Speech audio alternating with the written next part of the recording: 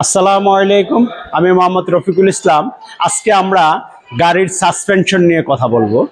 সাসপেনশনের leaf spring এর বিভিন্ন অংশের সাথে আমরা পরিচিত হব। বলছে লিফ স্প্রিং আমরা দেখতে কেমন এবং গাড়ির কোথায় অবস্থান করে এটা আমরা দেখব। এই লিফ স্প্রিং আমরা এই জিনিসটাকে আমরা বলি লিফ স্প্রিং। বলা হচ্ছে লিফ স্প্রিং গাড়ির সামনে এবং পিছনে উভয় স্থানে ব্যবহার করা হয়। ছোট গাড়ির ক্ষেত্রে পিছনে এবং বড় গাড়ির ক্ষেত্রে সামনে পিছনে উভয় জায়গায় ব্যবহার করা হয়। আমরা আজকে জানার চেষ্টা করব এই লিফ স্প্রিং এর এই প্রান্তের নাম কি এবং এই প্রান্তের নাম কি। আমরা জানি যে এই লিফ স্প্রিং এর দুইটা প্রান্ত চেসিসের সাথে সংযুক্ত করা আছে। এটাকে বলি আমরা হ্যাঙ্গার, আর এটাকে আমরা বলি এই প্রান্তটাকে বলি শাকেল জয়েন্ট।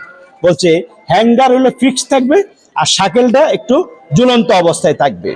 আর বলছে এই বড় লিফ স্প্রিংটাকে আমরা বলি মাস্টার লিফ স্প্রিং, যেই লিফ স্প্রিং এর সাথে হ্যাঙ্গার এবং শাকেল সংযুক্ত থাকবে। আর এইটাকে আমরা বলি সেন্টার বোল্ট, আর এটা হলো একটা আপার প্লেট। বলছে এই আপার প্লেটটাকে ইউ বোল্ট দ্বারা তার সাথে এক্সেলের সাথে সংযুক্ত করা আছে।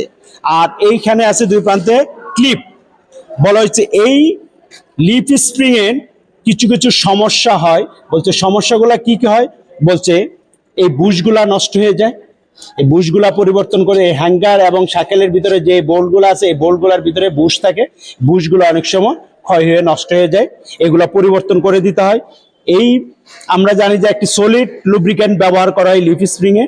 বলছে গ্রাফাইট পাউডার, এইগুলো না থাকলে তখন এখানে শব্দ তৈরি হয়, মেটাল ঘর্ষণ তৈরি হয়, ক্লিপগুলা লুজ হয়ে যায়, ক্লিপগুলাকে আবার আমরা টাইট করে লাগাইতে হয়। এই সেন্টার বোল্টগুলা লুজ হয়ে যায়, সেন্টার বোল্টগুলাকে টাইট দিতে হয়। এই ইউ বোল্টগুলো অনেক সময় লুজ হয়ে যায়, এগুলোকে আমরা টাইট দিতে হয়। যদি এগুলা লুজ থাকে তখন সাসপেনশন ভালোভাবে কাজ করে না। এই দুই প্রান্তেই ক্লিপগুলা থাকে, এই ক্লিপগুলাকে আমাদের দেখতে হয় যে এগুলা লুজ হয়ে গেছে কিনা। আর এই শাকেল জয়েন্ট, বলছে শাকেল জয়েন্টের কাজটা কি। বলছে এই শাকেল জয়েন্ট ইঞ্জিন চলন্ত অবস্থায় যে ইঞ্জিন ঝাঁকুনি তৈরি হয় তখন এটা দুলতে সাহায্য করে, কিন্তু এইটা ঝুলন্ত অবস্থায় থাকবে, এটাকে আমরা বলবো শাকেল, এটা এবং পিছনের দিকে থাকবে। আর হ্যাঙ্গার যেটা থাকবে এটা হলো বডির সাথে ফিক্সড।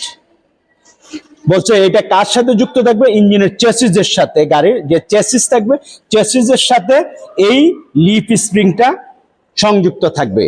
তাহলে আমরা আজকের আলোচনায় যে লিফ স্প্রিং এর বিভিন্ন কম্পোনেন্টের নাম এবং লিফ স্প্রিং কোথায় ব্যবহার করা হয় এবং লিফ স্প্রিং গাড়ির সামনে এবং উভয় জায়গায় থাকে, এবং ছোট গাড়ি হলে পিছনের দিকে থাকবে এবং বড় গাড়ি হলে সামনের দিকে এবং পিছনে উভয় জায়গায় এটা ব্যবহার করা হয়।